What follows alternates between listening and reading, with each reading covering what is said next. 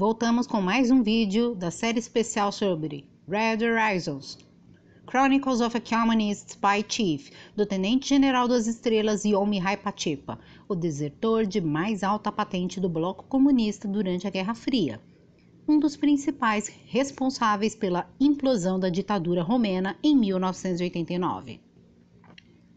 No vídeo anterior, trouxemos uma das fontes ilegais de receitas do casal Ceausescu, a exploração de minas de diamante na República Centro-Africana. Provavelmente você deve ter se perguntado qual o objetivo de um negócio como este e o que se fazia com o dinheiro obtido.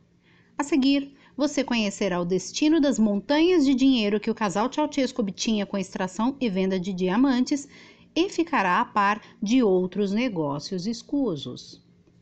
Episódio de hoje, primeira parte. Óleo, joias e alemães, nossas melhores commodities para exportação. Vamos ler um trecho de um diálogo entre Nicolae Ceausescu e Yomihai Pachepa ocorrido em 1978.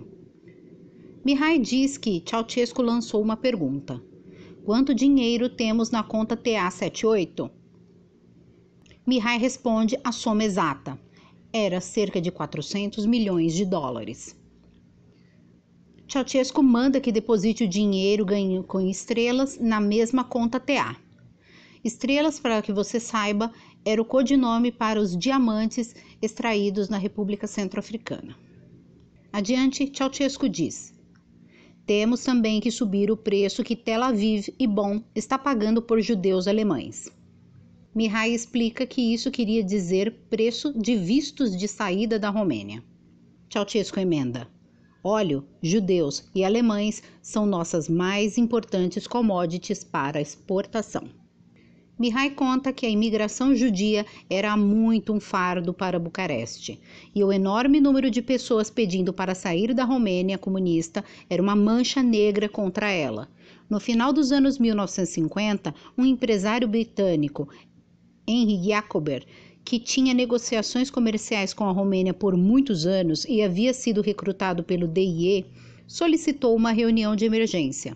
Ele disse a seu oficial do caso, George Marco, que tinha informado o serviço de inteligência estrangeira israelense sobre o seu contato com a inteligência romena e que eles queriam usá-lo para uma secreta operação. Sua mensagem era que o serviço israelense estava pronto para pagar ao governo romeno certa quantia confidencial para cada judeu autorizado a emigrar, baseado em um acordo de cavalheiros entre Jacober e Marco. Bucareste recusou esta proposta, considerando-a uma provocação, mas Jacober era persistente. Alguns meses mais tarde, ele propôs construir uma fazenda automatizada de frangos na Romênia, de graça, se 500 famílias judias fossem autorizadas a partir. O líder romeno na época, George Georgiou-Dej, afinal aprovou a proposta como um experimento único. Antes do final do ano, uma moderna fazenda de frangos estava discretamente instalada em Périz, uma pequena vila no norte de Bucareste, de propriedade do Ministério do Interior. Quando Dej visitou dias mais tarde a fazenda, ele gostou e aprovou os 500 vistos de saída para judeus e pediu mais 5 fazendas de frangos. Até o final de 1964, o Ministério do Interior havia se tornado o maior produtor de carne na Romênia. Possuía fazendas de frango, de peru e de porcos, produzindo dezenas de milhares de animais por ano, várias fazendas de gado e outras fazendas com cerca de 100 mil cabeças de ovelhas, todas com matadouros automatizados, armazéns refrigerados e fábricas de embalagem.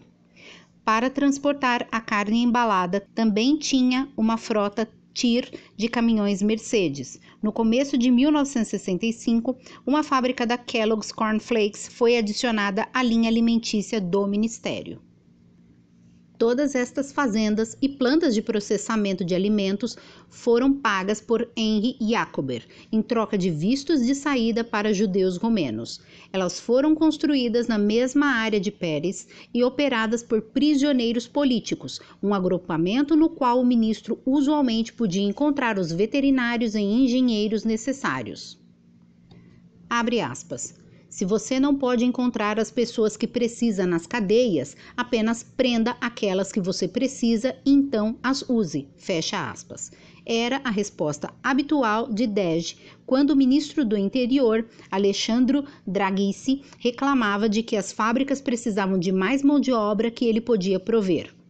Um vice-ministro do Interior, Alexandru Danescu, estava exclusivamente alocado no comando das fazendas, cuja produção era destinada para exportação ao Ocidente apenas. Henri Jacober ajudou essa exportação tanto direta quanto indiretamente. Após o início dos anos 1960, o número anual de vistos de imigração para judeus romenos era inteiramente dependente de ovos, galinhas, perus, porcos, carne bovina e flocos de milho exportados para o Ocidente. Ano após ano, o DIE tornou-se mais profundamente envolvido na imigração judaica. Tinha que não apenas gerenciar o acordo de cavalheiros Jacober-Marco, mas também obter as melhores raças de animais e transportá-las para a Romênia em aviões fretados, também pagos por Jacober. Uma mala diplomática estava carregando mais esperma de touro, obtido com a ajuda e o dinheiro de Jacober, que informação secreta. De longe, a mais espetacular operação pecuária do DIE, contudo, foi a que funcionou entre 1958 e 1965, contrabandeando vivos e não castrados porcos landrace dinamarqueses, com a ajuda de Jacober. O porco landrace, encontrado na Europa Central e Oriental, havia sido transformado na Dinamarca em um suíno superior através de reprodução selecionada. Os porcos landrace eram a solução para o acordo de exportação da Dinamarca de bacon Wiltshire para a Inglaterra. A Dinamarca manteve seu monopólio e preços extremamente altos por estritamente proibir a exportação de porcos landrace para reprodução. Por um período de 7 anos, entretanto, o DIE contrabandeou milhares de leitões da Dinamarca. Eles eram anestesiados e transportados, primeiro em automóveis diplomáticos, depois em malas diplomáticas especiais e, finalmente, em grandes caminhões TIR protegidos por selos diplomáticos. Até o início de 1965, a Romênia estava produzindo 50 mil porcos landrace por ano, todos exportados para o Ocidente como bacon e presunto com a ajuda de Jacober. O acordo de cavalheiros Marco e Jacober foi mantido no mais profundo segredo. O próprio Ceausescu soube dessa operação apenas em 1965, quando chegou ao poder após a morte de George Gheorghiu-Dej. Ele o denunciou como ultrajante, o anulou e transferiu as fazendas de animais para o Ministério da Agricultura, demitiu Marco do DIE e reduziu drasticamente a imigração judaica. 2 anos mais tarde, Ceausescu tinha segundas intenções e perguntou se Jacober ainda estava vivo. Logo depois, Marco foi reintegrado ao DIE, promovido a uma categoria e a uma posição superior e ordenado secretamente a retomar os contatos com Jacober. Desta vez, entretanto, não era para fazendas de animais, mas por dinheiro vivo, em dólares. A operação agora tornou-se ainda mais secreta que nunca. Por causa de sua posição, Mihai conta que era um dos poucos que tinha conhecimento dela. Depois que Jacober morreu de câncer, o vice-diretor da inteligência israelense para imigração, um romeno com passaporte diplomático levando o nome de Itzhak Isaano, tornou-se o novo parceiro no acordo de cavalheiros. O novo, ainda sem registro, acordo de cavalheiros e Isaano-Marco previa que Bucareste seria paga em dinheiro com uma certa quantia de dólares por cabeça, dependendo da idade, educação, profissão, emprego e a situação familiar para cada judeu autorizado a emigrar.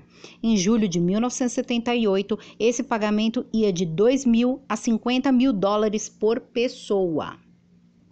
Em alguns casos individuais, pediam a Iazzano até 250 mil dólares. As reuniões entre Marco e Iazzano aconteciam mensalmente nas embaixadas romenas na Alemanha Ocidental, Áustria ou Suíça, de onde Marco trazia listas contendo os nomes de judeus aprovados para imigração, e Iazzano entregava maletas cheias de dólares americanos. Em 1974, uma dessas maletas se perdeu no aeroporto de Zurique, onde finalmente foi encontrada apenas alguns dias depois. Ainda estava intacta, contendo mais de $1 milhão. Ao longo dos anos, o acordo IESA-ano-marco rendeu centenas de milhões de dólares, junto de vários créditos adicionais emitidos por diversos bancos ocidentais, com parte dos juros custeada por IESA-ano. Encorajado pelos resultados, Ceausescu ordenou ao DIE iniciar uma operação similar para vender alemães étnicos. Isso ele considerou potencialmente ainda mais vantajoso. A Romênia tinha quase 1 milhão de alemães étnicos entre suas fronteiras.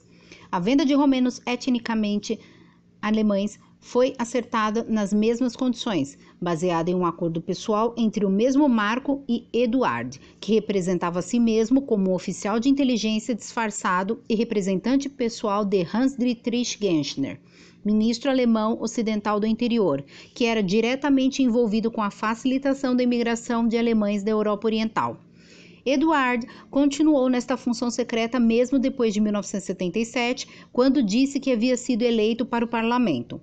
Maletas cheias de dólares americanos eram transportadas mensalmente para Bucareste através da companhia aérea romena Taron, e créditos especiais, como parte dos juros pagos por Eduard, eram periodicamente emitidos para manter ou estimular o entusiasmo de Ceausescu pela emigração do povo alemão para a pátria. Em fevereiro de 1972, Ceausescu decidiu que benefícios adicionais poderiam ser extorquidos desta hedionda venda de seres humanos. Nenhum cidadão romeno de descendência judia ou alemã, ele determinou, deveria receber visto de imigração a menos que assinasse um acordo secreto com as forças de segurança e concordassem em agir como agente de inteligência no exterior. 2 novos componentes foram adicionados ao DIE, um para recrutamento de judeus pedindo para emigrar e outro de alemães, mas até 1978, alguns milhares tinham de fato sido recrutados. A maioria dos judeus e muitos dos alemães nunca usaram seus sistemas secretos de comunicação e simplesmente desapareceram enquanto agentes. De alguns deles, entretanto, tivemos notícias. Em reflexo dessa nova operação ordenada por Ceausescu, os relatórios anuais de espionagem publicados pelo ministro do Interior da Alemanha Ocidental mostravam que depois de 1972, o maior número de agentes disfarçados na Alemanha Ocidental havia sido enviado pela Romênia. No final de 1977, Ceausescu decidiu tirar mais vantagem do seu comércio de seres humanos. Ordenou a Marco pedir a Yitzhak Yezano para fornecer amostras de armas em troca do aumento de imigração judaica. Um tanque americano ou britânico era uma de suas prioridades. Curioso em saber para onde ia tanto dinheiro? Segunda parte do episódio. O fundo secreto de Ceausescu.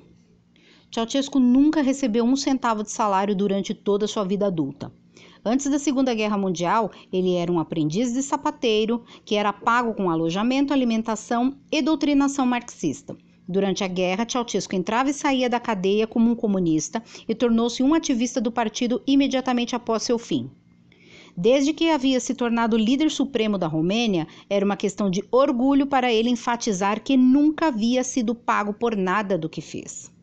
Dizia que toda a sua vida tinha sido devotada à Revolução Mundial do Proletariado.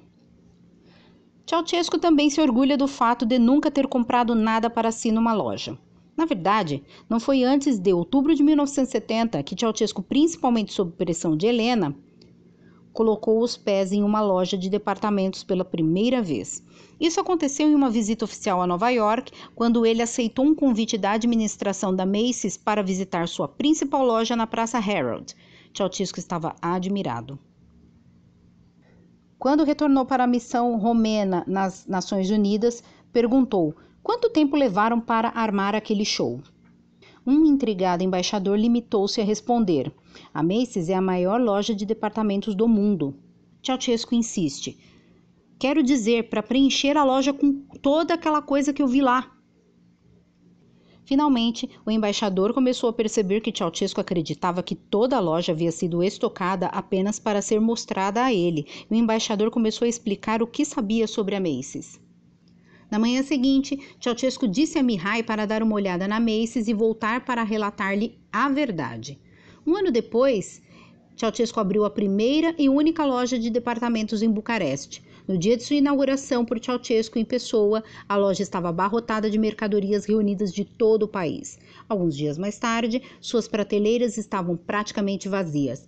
Periodicamente, a loja era preparada para visitas de estrangeiros de alto nível ou pelo próprio Ceausescu. Ficava fechada para o público e cheia de mercadorias. De sua parte, Ceausescu nunca acreditou realmente que a Macy's não era especialmente estocada para suas visitas.